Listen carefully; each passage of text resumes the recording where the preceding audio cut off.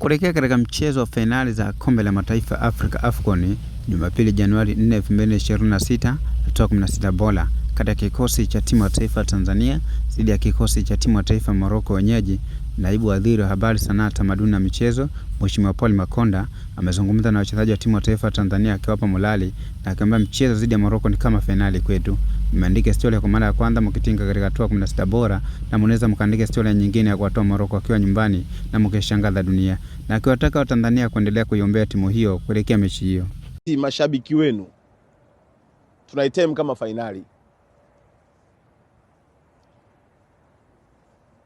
Huku zote tulikuwa tunacheza kama, lakini kwangu mimi naitem kama mechi ya tarehe 4 na Morocco ni fainali kwetu. Dunia yote inasubiri kusikia habari moja tu na ndio itakuwa habari ya dunia. Morocco imetolewa na Tanzania AFCON 25 nyumbani kwao. Hakuna story nyingine duniani inayotakiwa kwenda. Hakuna habari nyingine ambayo wananchi wa Tanzania wangepaswa kuisikia, wala wachambuzi wa mipira kwenye viwanja vyote vya dunia hii, zaidi ya kwamba Tanzania imemtoa Morocco kwenye mashindano ya AFCON tena nyumbani kwao. Haitajalisha nani amechukua kombe baada hapo. Yaani achukue kombe mtu yeyote, lakini story ni kwamba Tanzania ime knockout Morocco home ground. Uwezo huo mnao.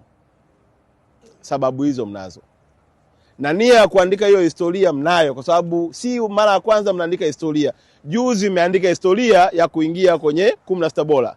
Mna uwezo wa kuandika historia ya kumknockout Morocco siku ya tarehe 4.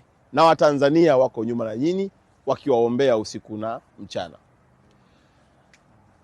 Na niombe kupitia fursa hii, niwaombe wa Tanzania.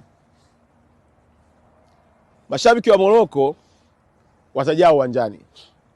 Na kwa taarifa nilizopewa ni kwamba mpaka sasa hivi tiketi zimeshaisha.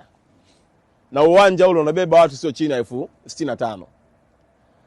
Tafsiri yake ya kwamba tutakuwa uwanjani tumejawa na kelele na kila aina ya shangwe za watu wa Morocco. Yawezekana sauti zetu za Watanzania tutakao mle uwanjani zitakuwa chache.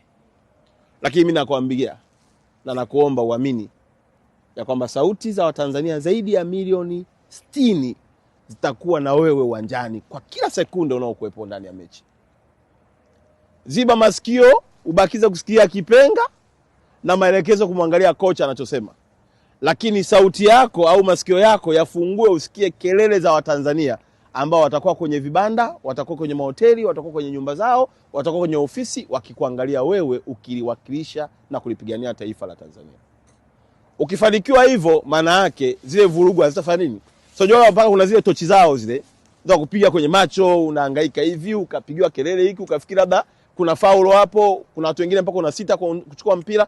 Lakini mimi nakuomba ndugu yangu, mchezaji wetu, shujaa wetu, mpambanaji wetu, mwenye nembo ya Tanzania, ziba masikio kwenye ule uwanja, fungua masikio kusikiza Watanzania ambao watakuwa pamoja na wewe.